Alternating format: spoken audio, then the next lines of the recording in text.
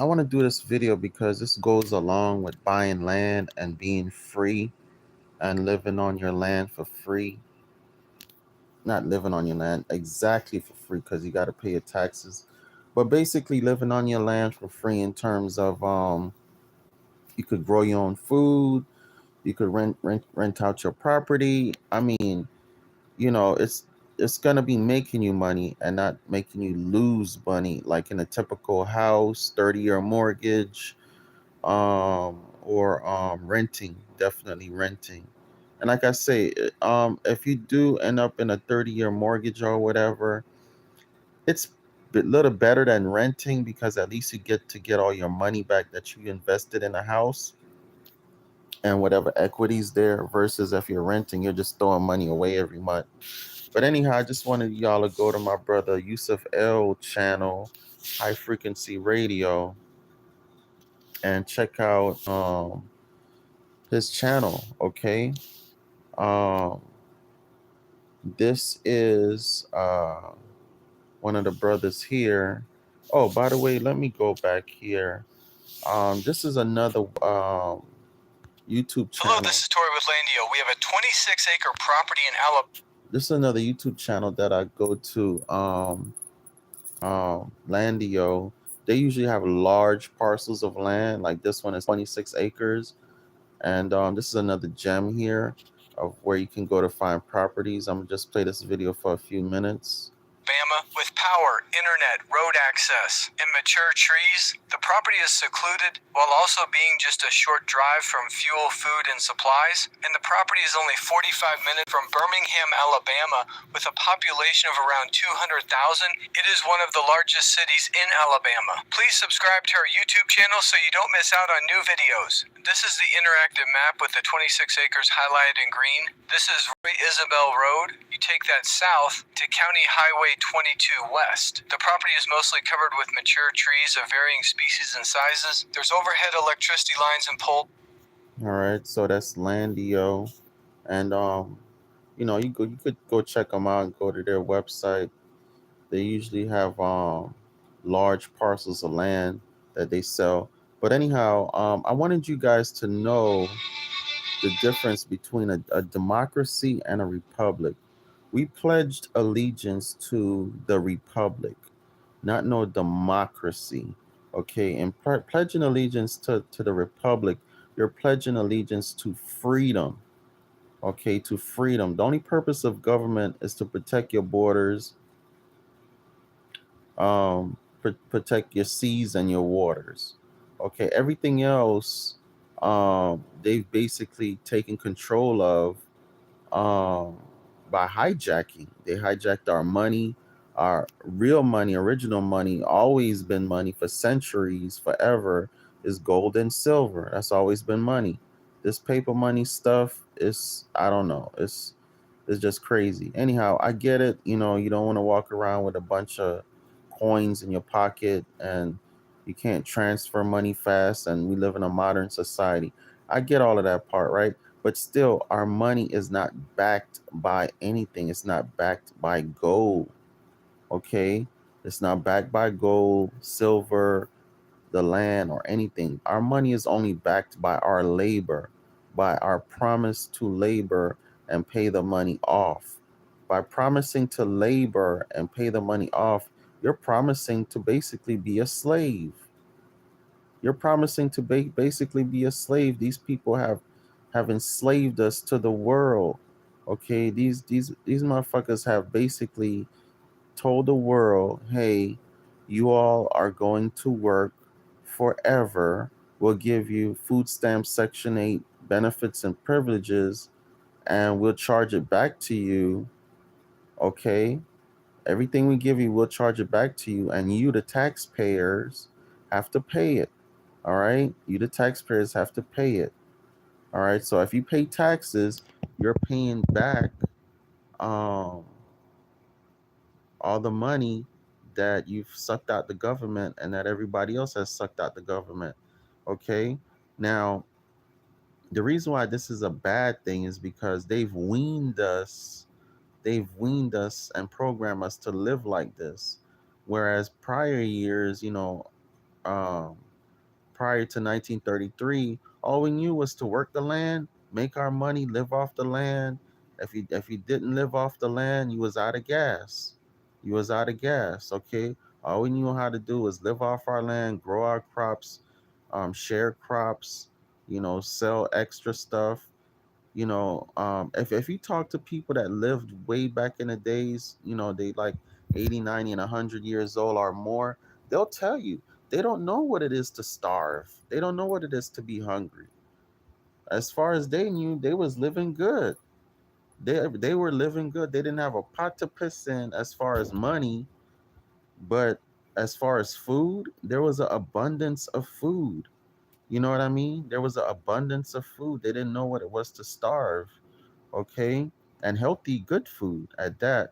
Anyhow, they took us off of that and off our land, and got people thinking, oh, get a corporate job and all of this crap, and drive for Uber and do whatever it is you do, work for Walmart, be a doctor, lawyer, and all this crap, which okay, we need these services and everything like that.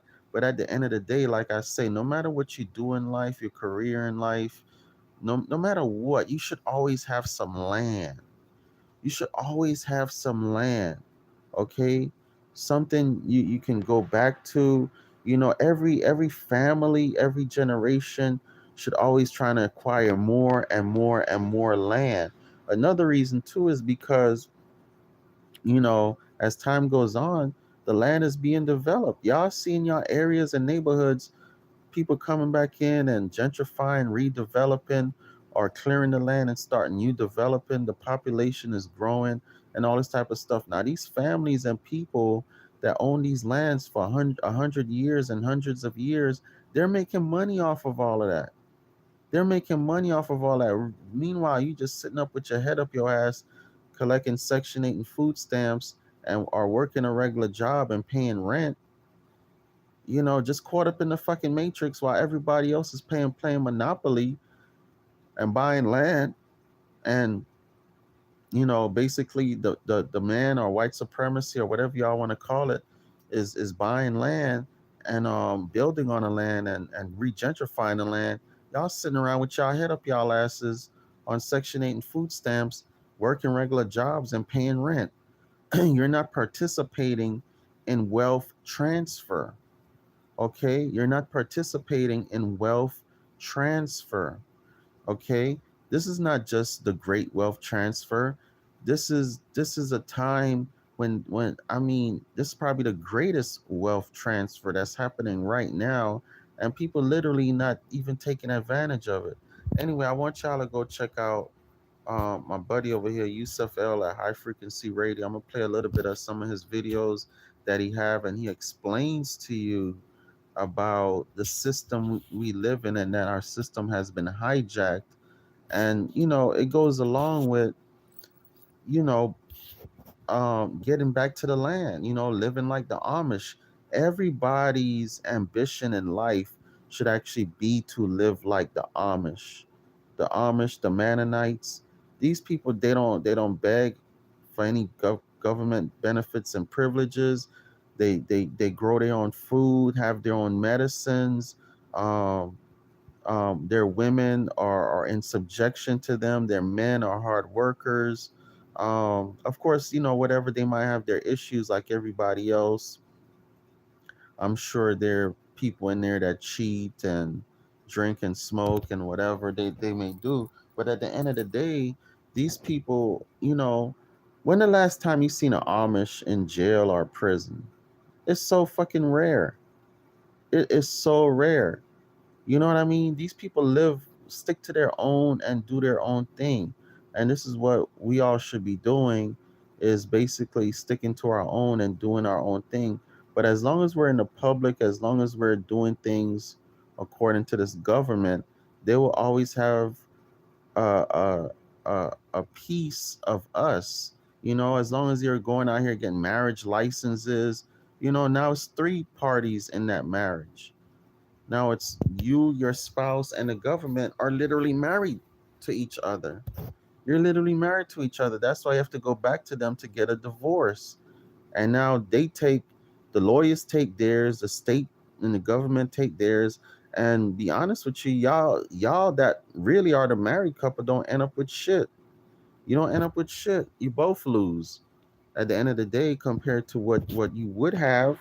Is better you stay in a private, divide whatever you need to divide up amongst yourself, okay, and keep it moving. All right, but in the first place, just make sure of who you're marrying. That's the first place. Make sure of who you're marrying and who you're having offsprings with. When I was going back and forth to court for years about my son, at the end of the day, the police officers and the judges told me themselves. One police officer told me, he said, "Man, listen, I'm going through the same thing. I have a 12-year-old son. The mom won't let me see my son. At the end of the day, be careful who you stick your dick in. At the end of the day, be careful who you stick your dick in and have babies with, because the government not gonna help you. They're not gonna help you. Their sole agenda is to make money off of you. That's their sole agenda.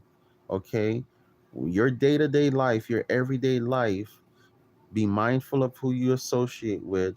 Be mindful of who you have sex with, so you're not out here catching STDs and catching bodies and having babies with people that not serving you and actually destroying you at the end of the day. Okay? So at the end of the day, be responsible for yourself. Be responsible for your own life. Be a responsible individual. Okay?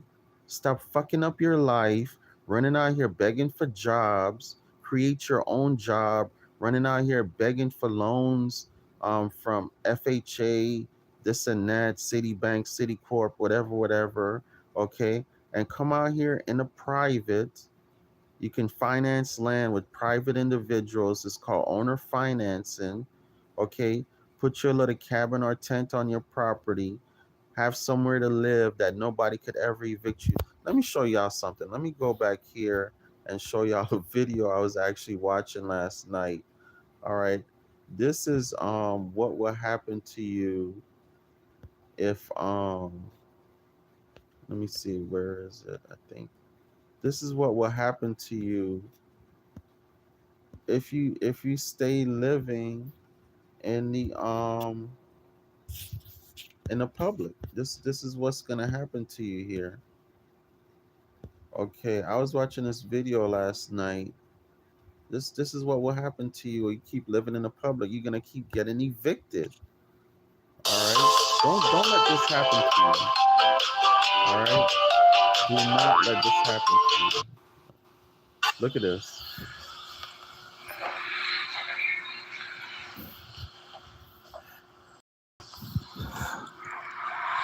Hey, I don't gotta be out the driveway. Yeah. She getting evicted. Yep. I gotta be out the driveway. Yep.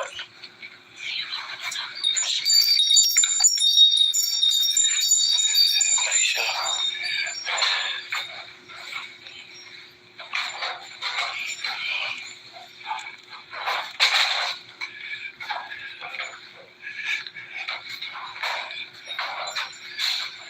She's ratchet and ghetto as hell, by the way. When y'all dating these women, man, make sure y'all ask them to show you the bedroom and how they living. Because these women just live like trash. Quit asking these whole nigga pics and start asking their ass for motherfucking bedroom pics.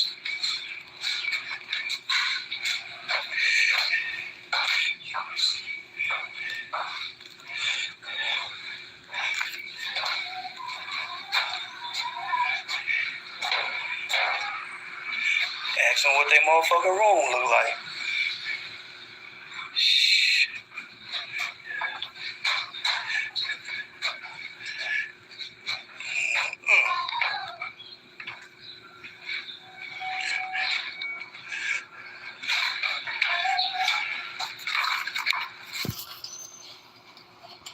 Anyhow, that's a sad situation. Okay, stop getting yourself evicted. Get you some land, live on your land, pay it off in a few years. Okay? and I never worry about paying rent. I never worry about paying no high ass mortgage. Anyhow, listen to my buddy over here, High Frequency Vested in a Radio. few nobles. After the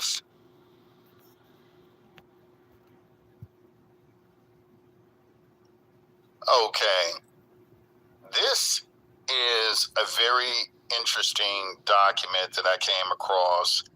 I want you to share this all over the internet so people can be educated on the difference between what a democracy is and a republic. Because a lot of people will make statements like, "Oh, well, we have a democratic republic," or they'll make statements like that, to try to justify democracy. And all on television, you will hear them keep referring to democracy as if it is somehow a synonym for freedom. And I think that's what's in most people's minds. And that is anything but the case. This document is the TM 2000-25 training manual from the War Department of 1928. And this is what they used to train the soldiers with, because they had to defend the country from all enemies, foreign and domestic. And right now, we do have domestic enemies within the United States trying to destroy the constitutional republic. So in this document, which you can Google on the internet, you can Google it. I would Google this and download this. There's also another book I'm going to show you that's selling on Amazon. It's very good, that talks about this.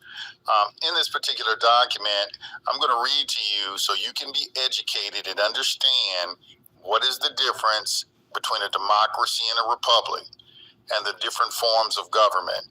And this thing is very interesting. I'm not going to read the entire thing, but the whole thing is interesting. But if we go down to page 92, or 91, right here. And I'm going to start up here, early forms of government. Let's just start right here.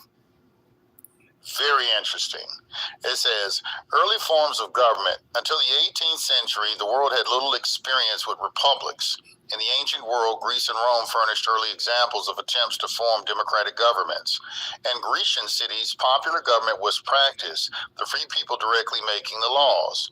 In Rome, the townsman passed laws to his own advantage. And in the so-called Venetian Republic, the power was vested in a few nobles. After the failure of many experiments in free government, the ancient world turned to monarchy, believing that the people were unfit to govern themselves. For centuries, political revolutions were struggles for better government rather than self-government. And that's what you have here today.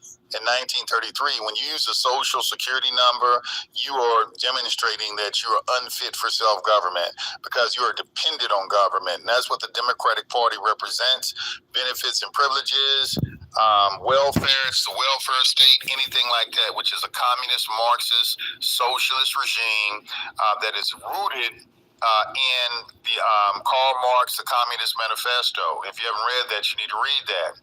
Communism breaks down to one simple thing: the elimination of private property. They don't want any private property, and private property means your freedom. If everything's public, that means the government owns everything. You got to understand that. That's where we're heading if you don't understand what's going on. The reason that they're teaching your children this ridiculous and all this pedophile type information in your elementary schools because they're public schools. And the Zionists have taken over your government. Y'all need to wake up. Anyway, let me finish reading this. It says, after the failure of many experiments in free government, the ancient world turned to monarchy, believing that the people were unfit to govern themselves. For centuries, political revolutions were struggles for better government rather than self-government. At the time of the Revolutionary War, the Republican form of government was discredited throughout the world, monarchy and oligarchy being considered the proper forms of good government. Representative government, the American experiment. A few races qualified themselves for self-government, and that was interesting, these races, a few races. To establish that form of government was a long, hard struggle, which culminated in the Great American Experiment. The United States set up a distinct and different form of government, the product of distinct racial stocks and centuries spent in learning the principles and art of self-government. In practice, our form of government is the most nearly perfect in securing individual rights and ensuring the blessings of liberty. It differs from previous forms in certain vital and fundamental principles which have come to be known as American institutions. Among these is that of self-government by representation, which is the golden mean between autocracy and democracy. So now, we're going to get into a comparative analysis of these three forms of government, which are autocracy, democracy, and a republic. Now listen closely, because this is the point you want to catch, and this is what needs to be shared throughout the entire internet. The following comparative analysis shows the principal characteristics of the three forms of government. 1. Autocracy. Authority is derived through heredity. People have no choice in the selection of the rulers and no voice in making of the laws. Results in arbitrariness, tyranny, and oppression. Attitude toward property is feudalistic. Attitude toward law is that the will of the ruler shall control, regardless of reason or consequence. And this is like kings and, being passed down and so forth, emperors and rulers. And then we have a democracy, a government of the masses, authority derived through mass meetings, another form of direct expression. Results in mobocracy. Attitude toward property is communistic. I want you to understand this, so it's communistic. 85% of well, I'm not going to get into that. I'm not going to start pointing fingers at people or casting aspersions. But you need to do your research on who created communism and what party the majority of them are now members of, which is the Democratic Party. Democracy is just a code word for communism, in my opinion. Attitude toward property is communistic, negating property rights. Attitude toward law is that the will of the majority should regulate, whether it be based upon deliberation or governed by passion, prejudice, and impulse, without restraint or regard to consequences. Results in demagogism, license, agitation, discontent, anarchy. Okay? And you see that also when every time we have an election, they start bringing your emotions into it, start talking about racism. You don't address any issues of any real concern. I mean, all of this stuff against Donald Trump didn't really have any type of, nothing really political attached to it. It was all emotion-based. And that's what they do. They agitate, discontent, anarchy. You've seen all of them in the streets doing things. Check it out. Okay, so let's look at what a republic is. Authority is derived through the election of the people of public officials best fitted to represent them. Attitude toward property is respect for laws and individual rights and a sensible economic procedure. Attitude toward law is the administration of justice in accord with fixed principles and established evidence with a strict regard to consequences. A greater number of citizens and extent of territory may be brought within its compass. Avoids the dangerous extreme of either tyranny or mobocracy. Results in statesmanship, liberty, reason, justice, contentment, and progress. Is the standard form of government throughout the world. And you should know that China is a republic. It's called the Republic of China, but they've been taken over by communists. Now y'all call them Communist China. And Russia was a republic, and it got taken over by communists. And the United Soviet Socialist Republic, USSR. And we're a republic, and now we are getting taken over by communists. Pay attention. A republic is a form of government under a constitution which provides for the election of, number one, an executive, and number two, a legislative body who, working together in a representative capacity, have all the power of appointment, all power of legislation, all power to raise revenue and appropriate expenditures, and are required to create, number three, a judiciary to pass upon the justice and legality of their governmental acts and to recognize, number four, certain inherent individual rights. Notice how they use the language recognize, and also that the judiciary is a check, because we have checks, a system of checks and balances. Your Supreme Court, which is the only constitutional court system you have, because all the other one, the U.S. district courts and your state courts, they're all administrative courts. They're Article I courts. But the Supreme Court, which is an Article III court, are defenders of private rights. They're there to pass judgment on whether the actions of Congress and the executive are constitutional within the bounds of the ambit of their delegation of powers that the people have given to them. The Constitution really don't have anything to do with us. It created government and restrains government. It doesn't give you any freedom or anything like that. Freedom comes through private property. Liberty is what you get when you're in the public under some sort of social contract in mass when everybody's together in the public. But freedom is what you have when you have private property and private rights. Okay, you heard that. Freedom comes through private property. Okay, freedom comes through private property. And when you study more, you learn more about this. Remember that distinction. So it goes on, it says, take away any one or more of these four elements and you're drifting into autocracy. Add one or more of those four elements and you're drifting into democracy. Add wood. All right, so that was the expert commentary on that. So I want you to understand that democracy and republic are two different things. We were given a constitutional republic. The word democracy is nowhere in the Constitution. It's not in the Pledge of Allegiance. It's not in the Declaration of Independence. It's not in anything. Sometimes I wonder where the word came from. However, you can, when you study history throughout the world, you will see that there are different forms of democracy that, like the ones that were practiced in Germany under Adolf Hitler, was different. He was talking about this democracy that these communists have. He was not with that. It's a different form. This liberal, and then they use the word liberal as if it means free, like you're taking I don't know, like you're free or something like that. But none of these words mean freedom. What all these words mean is that you are incapable of taking care of yourself and you need government to make decisions for you, which is a godless system because you're supposed to be depending on the creator of the boundless universe, not another man. Especially look at the people, what they have voted and put into office with Joe Biden, those Democrats. That right there tells you where their mind is at. It's not on politics. It's not on issues that affect people. It's emotionally based off hatred, racism, and just separatism. Anyway, peace to the gods. Like, comment, and subscribe and share this.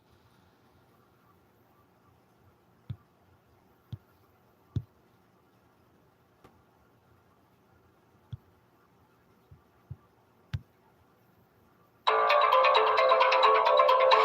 look at me. Now look at your man. Now look back at me. Now look at your man once more.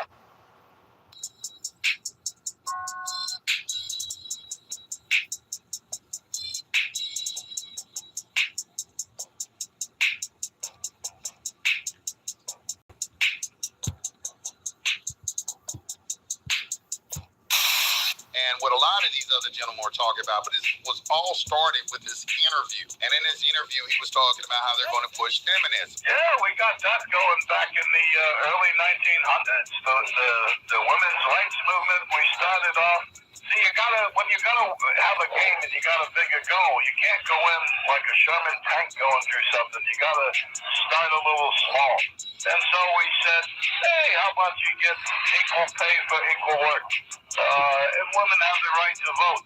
And everybody bought into that. And we started with the women because it's hard to get the men. The women are the weakest sex, as we know from the old Adam and Eve story, I guess.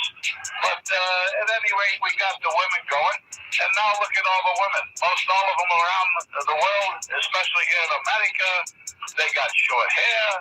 They got a schwarzer for a boyfriend. They got a lesbian lover. They're married by the time they're 40, but then they can't have too many little children themselves because they've already ruined those years chasing the almighty gold, the dollar, the shekel, and so they're going to wind up a bunch of old maids because nobody wants them. The women, they don't want to sit home and have families anyway. They'd rather have a career. That's a nice, exciting thing for a woman to put on a green suit and go over there and shoot people and get shot at. Must be exciting to them. So we're making a lot of money. Okay, and because what they want is they don't want, the whole idea is to destroy the family. Well, one of the things they told me was that we were at the house one night and we were talking and he started laughing. He said, Aaron, what do you think women's liberation was about? And I said, I had pretty conventional thinking about it at that point. I said, I think so. Women having the right to work, getting equal pay with men, just like they won the right to vote. You know? And he started to laugh. He said, you're an idiot. And I said, why am I an idiot? He said, let me tell you what that was about. We, the Rockefellers, funded that. We funded women's lib, you know? And we're the ones who got all over the newspapers and television, the Rockefeller Foundation. He says, and you want to know why? He says, there were two primary reasons.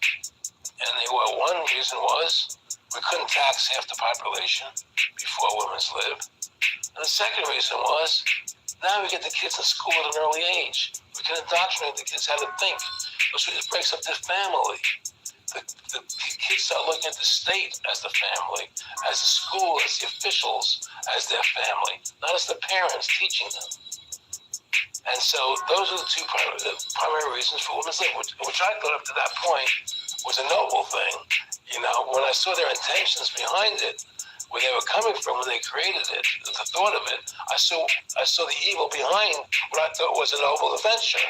Aaron, did you know that Gloria Steinem, in one of her own books, now admits the CIA funded Miss Magazine? No, I had no idea about that.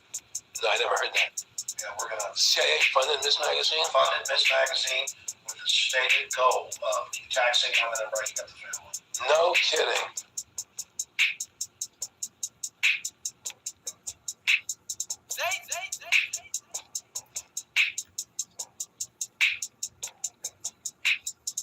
This is also what was talked about in Silent Weapons for Quiet Wars, which was also in Behold a Pale Horse by William Cooper. If you reach in there, he said they're going to occupationally orphan all the children by making all the parents preoccupied with careers and things of that nature. These people done spelled this out and then said it. It's in writing, okay? I'm not making it up. So when individuals like myself, and we come in and we want to talk about these things, and you don't have a background into understanding why I'm such an opponent of feminism and things like that, well, here's the reason why. It's not just because I'm arbitrarily and capriciously or I'm some sort of misogynist or something like that. I understand that there is a plot, okay, to destroy families, because families are the nucleus and they are the center of everything. There are families that control the world. It's families that do, and they don't want any competition. So they're destroying all your family. Your family is your business. I've told people this many times. Right? When a man and a woman gets together and they form a family, you are forming a nation. You got the seeds of a nation. Your children, this is what the family trust is all about. Your children go out and they get careers. They're supposed to come back and work for the family business. But you're getting your children to go to college and they come back and work for somebody else's family business. And you call it a career. And you think it's something slick. You know, it was just a lack of caring, you know, and that's just not who I was. It was just sort of like cold, you know, it was just like cold, you know, and I used to say to him, what's the point of all this? You have all the money in the world you need, you have all the power you need, what's the point? You know, what's the end goal? And he said the end goal is to get everybody chipped, to control the whole society. Instead of carrying your wallet in your back pocket or your purse, a tech company wants you to keep it under your skin. All right, so let's explain here. Walletmore is selling microchips implanted in your hand as an alternate payment. Could this be the future? Maybe. Once you set up your card info in the company's app, look at this, it says payments could be as easy as swiping your hand over a card reader. Right now, chips are not sold in the U.S. Crazy. To have the bankers, the elite people, you know, the bankers and some government controlling the world. And they said, all the people in the Council on Foreign Relations believe this way you do. He said, no. You know, most of them believe they're doing the right thing. A lot of them believe it's better off being socialist. You know, we have to convince people that socialism is really capitalism. So America's becoming a socialist country. It's a communist country. Hi, I'm Fox San Antonio's Jessica Headley. And I'm Ryan Wolf. Our greatest responsibility is to serve our Treasure Valley communities, the El Paso, Las Cruces communities, Eastern Iowa communities, Mid-Michigan communities. We're extremely proud of the quality, balanced journalism that CBS 4 News produces. But We are concerned about someone trying to be responsible for one-sided news stories plaguing our country. The sharing of biased and false news has become all too common on social media. More alarming, some media outlets publish these same fake stories without checking facts first. The sharing of biased and False news has become all too common on social media. More alarming, some media outlets publish these stories simply aren't true without checking facts first. Unfortunately, some members of the media platforms push their own personal bias and agenda to control exactly what people think. And this is extremely dangerous to our democracy. This is extremely dangerous to our democracy. This is extremely dangerous to our democracy. This is extremely dangerous to our democracy. This is extremely dangerous to our democracy. This is extremely dangerous to our democracy. This is extremely dangerous to our democracy. This is extremely dangerous to our democracy. This is extremely dangerous to our democracy. This is extremely dangerous to our democracy. This is extremely dangerous to our democracy. This is extremely dangerous to our democracy. This is extremely dangerous to our democracy. This is extremely dangerous to our democracy. This is extremely dangerous to our democracy. This is extremely dangerous to our democracy.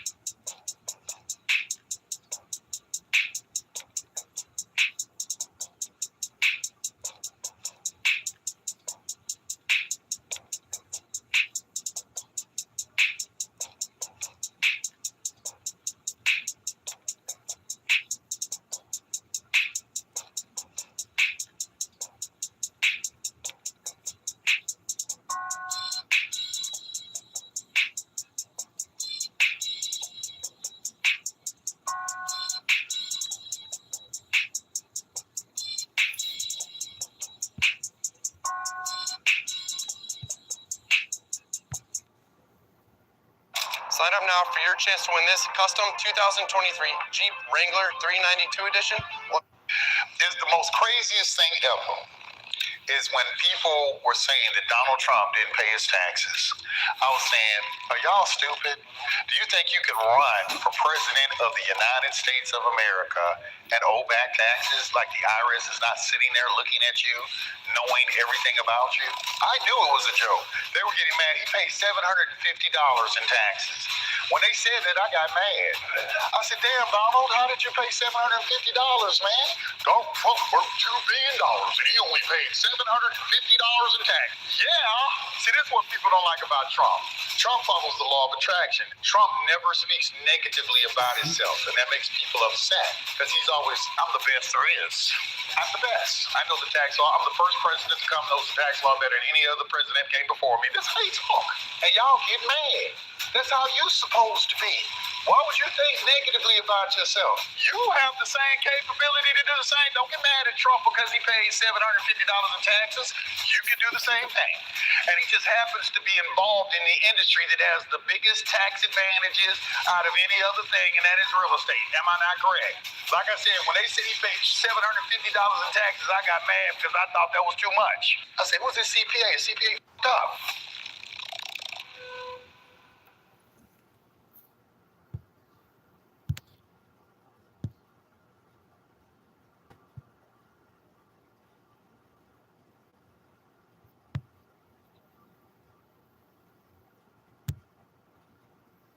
Hey everybody, it's Wednesday, November 30th, 2011. Wow, 2011 is kind of coming and going.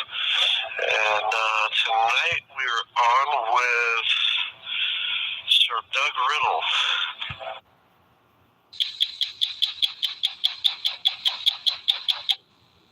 Tonight, a story about a group of Americans you've likely never heard of. They're called sovereign citizens.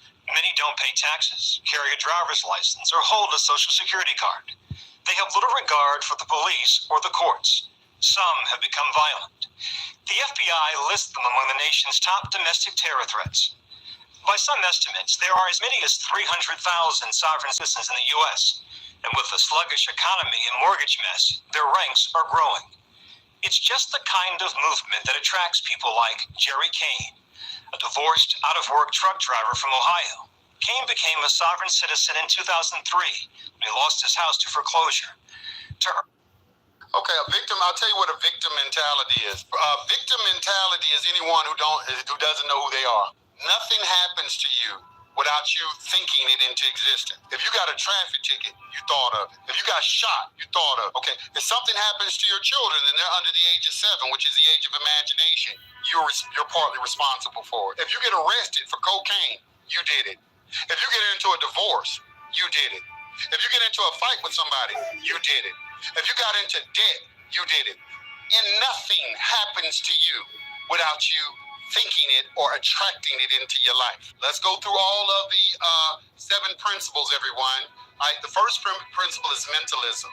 Everything is mind. Everything begins and ends with the mind. I can't see how a deep thinker could even challenge that, because there's nothing. God wouldn't exist if you didn't exist. Because for God to exist, you had to think about God. So God had to create something lesser than himself with the ability to think and the ability to contemplate and the ability to imagine and all of these different things. You had to be able to use your mind for it first. Nothing happens. There's nothing on this planet that God created that somebody didn't think of it first. You can't even start a business till you think of the name. You don't even come into existence. So thought is the first thing. I agree. The next thing is correspondence. Oh, as above, so below. What that is talking about is that everything that is in the mental is on the physical. You can tell a person's condition and not what their thoughts are by looking at their circumstance. If they're a homeless person, they have poor thought. The victim mentality individuals, the people who keep proselytizing white supremacy, or they're proselytizing racism, or they're proselytizing all these different things, they know what they're doing. Why do you think that they give this so much coverage on the media? The media is not here to do anything to give you any information that's going to help you. That's marketing. Those are marketing campaigns. They're trying to govern your thought. They want you to keep thinking about those things because they want those things to keep perpetuating, because that keeps them in power. It keeps you preoccupied with foolishness and nonsense. When you need to go inward and change the direction of your thoughts and start creating the kind of life that you want for yourself. What you have to do is you have to strengthen your willpower. Okay? You have to understand that when I say victim mentality, a victim mentality person is a person who lays blame on everything but himself. He feels like outside circumstances create internal conditions. When we understand and we know that internal conditions create outside circumstances. This is why I start every show saying peace to the gods. And if you have a problem with that, then have a problem with your Bible, because you're called to God in Genesis 3:22. Look, the man has become as one of us. You're called to God in Psalms 82:6. Look, I say you are gods, and all of you are sons and daughters of the Most High, but you shall die like men. It didn't say you are a man. It says you're going to die like a man. And Genesis 3:22, it says, the man has become as one of us. You were something called a man who became something called one of us, one of the Elohim. And then Jesus even he co-signs it in John 10:34. Is it not written in your law, Genesis 3:22, I say you are God?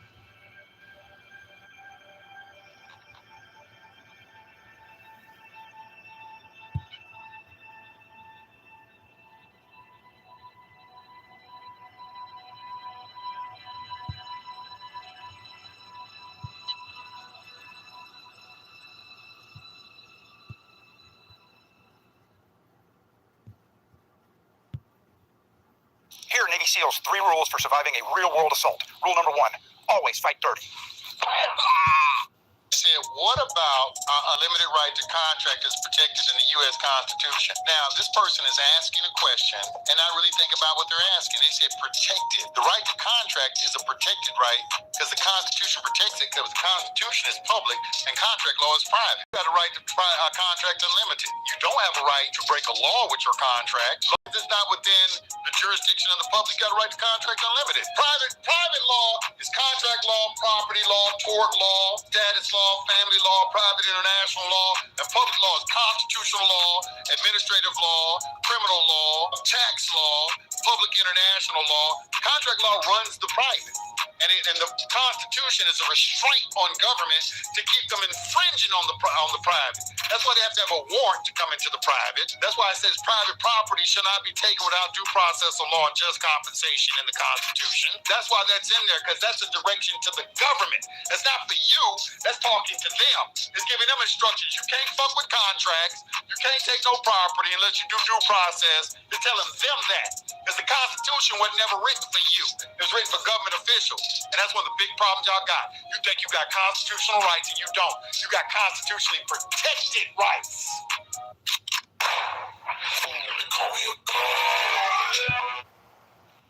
No, you're absolutely correct. They're not going to televise any type of case where you're winning. And that's the same thing even when you go into the law library, you study cases, everybody loses. You know, the majority of people, look, they got like a 97, 98% conviction rate. You try to do a habeas corpus, you didn't do the habeas corpus right. You know, just sometimes, you know, the thing that's not being told is that you're in an administrative proceeding. You're not told the nature of the action. And that's why people approach these matters as if they're constitutional courts. Because that's what they're used to watching on television, on Law and Order, Perry Mason, all these different TV shows. They've been led to believe that the nature of the action is one thing when it's really something else. And these attorneys out there is trying to deny that. They can deny it all too, because if we want to know the truth, let's just go in there and ask them. Go in there and ask them what I just told you to say. They ain't figured out a way to circle. They could be watching me right now. They ain't found a way to get around that. They got to find some kind of way to shuck and jive, lie to you without lying. To just run over it. We're not going to talk about that right now. I suggest that if you want legal advice, that you go get your attorney. Jan, I'm not attempting to seek legal advice. What I'm trying to determine is your legal intent. Now, the Constitution for the United States of America grants me the right to know the nature and cause of any action, and it makes it incumbent upon you to reveal that information to me, sir. And I'm asking you to do your duty as a referee of these proceedings and tell me the nature of this particular action. Because we know the rules of procedure are different under common law court as opposed to an admiralty or equity court. And for me to make an adequate defense, I need to know the nature of this action. And if they keep on proceeding forward, say, let the record show that I have demanded of this court that they reveal the true nature of this action, and now they are seeking to proceed against me in a jurisdiction that is known only to the prosecutor and the judge. Put that shit on record. How you gonna win? And you don't even know what play. You don't know what type of game you're playing. You're going on a soccer field trying to play. It's called football, but you're really playing soccer.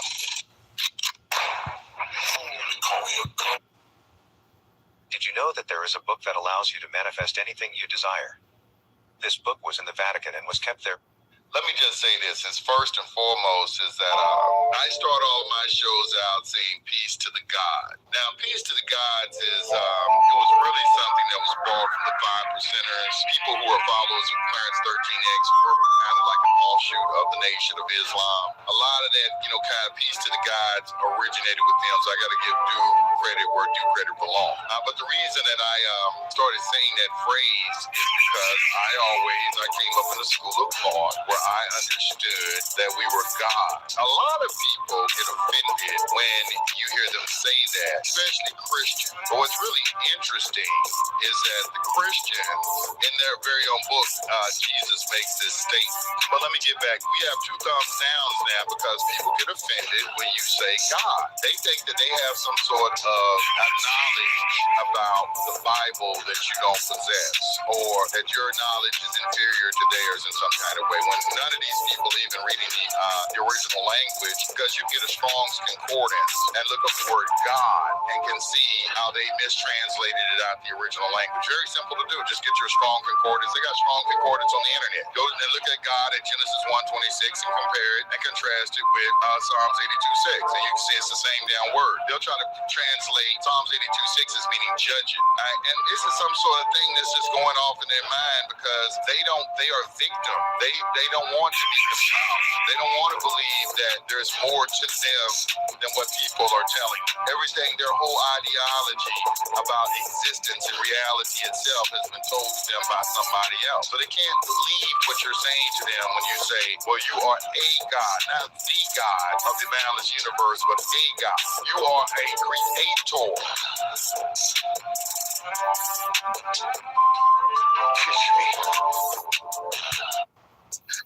There was a time when everybody in America, in order to survive, you had to provide for your family yourself. Okay, when the Constitution was created, none of this was going on. It wasn't no health care, welfare, none of that. So I want you to put yourself in the mindset of when the Constitution was created, what the country was like. First of all, everybody had a gun. Everybody had a gun. You had a right to defend yourself. You had some land. Okay, if somebody come on your land, it's private property. It didn't give a fuck who it was. Okay, if it was a sheriff, a marshal, whoever, you don't come on my fucking land. Okay, unless you've been invited. Right? You had to grow your own food. You had to educate your own children. So if somebody got ill, you were responsible for bringing them back to health. You got to understand that that was freedom. This is a free country. I'm not talking about liberty.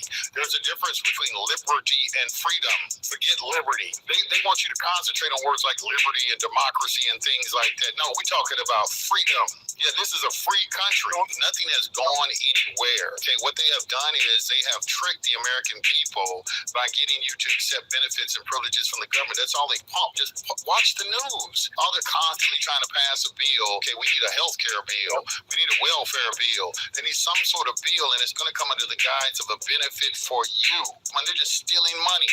You never see the money. They give it to their friends. They tell their friends that, hey, go over there and start a business to help people who can't decide if they're men or women. And we'll go and borrow money, $2 billion, and give you that money.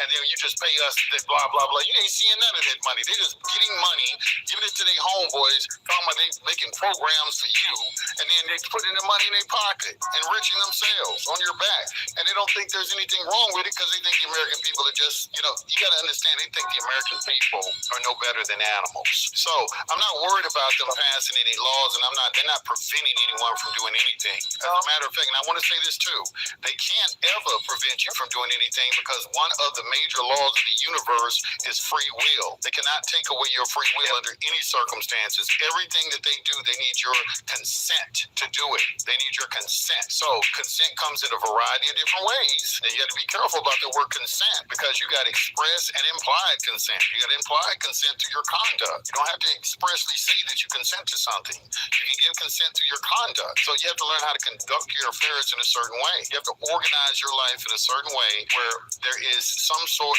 of between you and the government, preferably some sort of corporate entity, whether it be a trust, corporation, company, LLC, whatever you choose, you should be operating through that. Any benefits and privileges that you do want to take from the government, they should go to the corporation, not to you.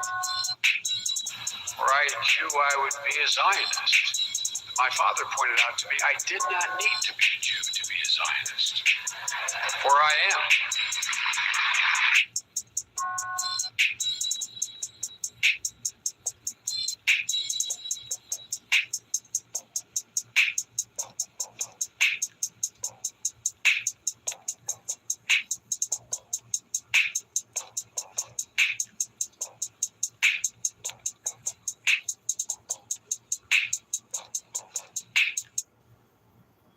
On September 26, 2022, a despicable act, with the support of the White House, sealed the They got to make sure that they find you guilty. This is why they're so reluctant to drop charges, because there's a lot of money at stake. A charge is a lien. The only thing they can put a lien against is your social security number. That's the only thing that the government has to put a lien against. That's the only connection that they have to you as a private citizen. This is why you do a secure party process. You're putting a lien against your social security number, so you already have one in place. Anyone who does mortgages, you understand what I'm talking about. That's why you do a title search to make sure if you're going to give a loan against a home, you can't have somebody else in the first position, because if there's a foreclosure, you get second. The first person get all the money, he gonna get every dime of his, and you gonna get what's left. So that's what you're doing. You're putting a $200 million, $300 million, $200 billion lien against your property, and then they can come with their lien if they want to, but it's second in line, and you will pay them out of the credits that are on your bond on deposit with the Treasury Department. You're coming in as a third-party intervener. That's Rule 24 of the Federal Rules of Civil Procedure. You're intervening on the matter because you have property that is in danger. Your property is your straw man. Your property is your estate.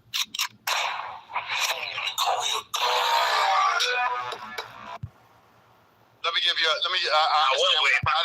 understand what you're saying. Let me answer your question. There's a document called the Emerald Tablets of Thoth. I don't know if you've heard of it, but in there, Tahuti tells you straight up that if you follow the law, you're talking about the law of cause and effect. There's no such thing really as an accident or luck. Luck is a name for a law that doesn't exist. It shows an accident. Those are names for laws that you don't understand, because the law that governs everything is cause and effect. Everything is cause and effect, right? So there aren't any accidents. There is no luck. Luck and accidents are names for laws that you don't know. Like when you throw the dice. Is that chance when you roll that dice? Does it fall on 7 by chance? Or was it the conditions of what you threw it on? The shake of the dice, the atmospheric pressure, how long you shook the dice, where you had the dice position when they put in your hand. There are a lot of variables that we can put into play when you release that dice out of your hand. The cause and effect that dictated how it fell on its face a certain way. Right? So everything is governed by law. The laws are immutable. So when people come up and they try to challenge what you're telling them, what I try to make them understand is, look, man, these are immutable laws. Right? You may not understand how your situation came about, but it's only because you haven't been taught all the necessary variables and all the necessary laws to understand how you are the one that caused that to happen. And why I brought up the Emerald Tablets of Thought, because he tells you straight in there that you will avoid all accidents if you learn how to govern yourself accordingly. If you learn those laws, you will not have an accident. He even teaches you in there how to transfer your consciousness into the next life. At the point of death, right, you're supposed to be able to transfer your consciousness over into the next life. This is how you get immortality. Immortality is simply remembering each lifetime. The only reason you don't think you live forever is because you forgot. You don't remember it. So it's called remember. It's a member, and you have to reattach it. That's what they mean about the veil, the 7 veils. These veils, there's a veil that is preventing you from seeing into your past lives. And immortality is when those veils are removed. Go watch the movie Lucy. That's what was happening in that Lucy. The veils were falling down. Go listen to what they were saying in the movie. She was using 100% of her brain, and all the veils were falling. And she started using 100% of her brain, and she realized that she was connected to everything.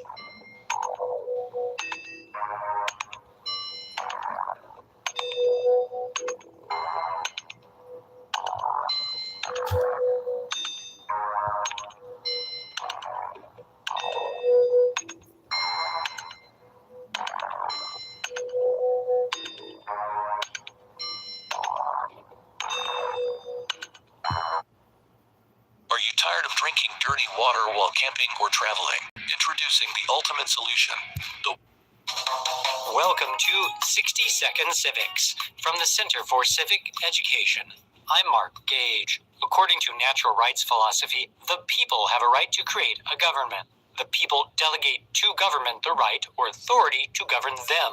In return, government is responsible for protecting the people's rights to life, liberty, and property.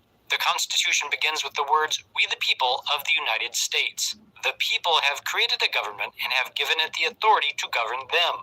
Power flows upward from the people to their government. The people remain sovereign at all times.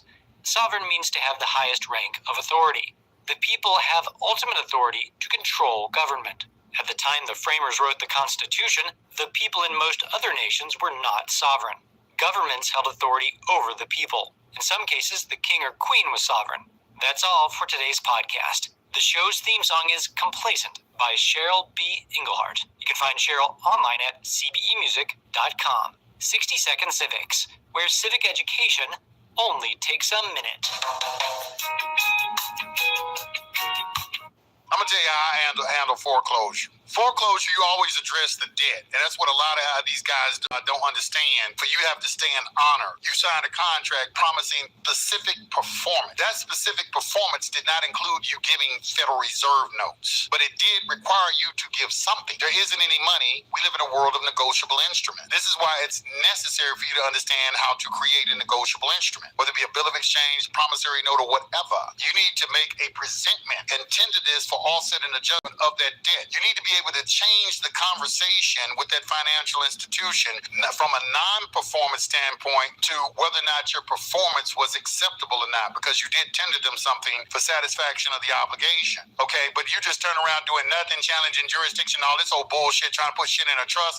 None of that shit is going to work. Contracts are the most powerful thing in the universe. Hell, you got a contract with God. It's called a covenant. When you sell your soul, you sell it to the devil with a contract. You are not circumventing contracts.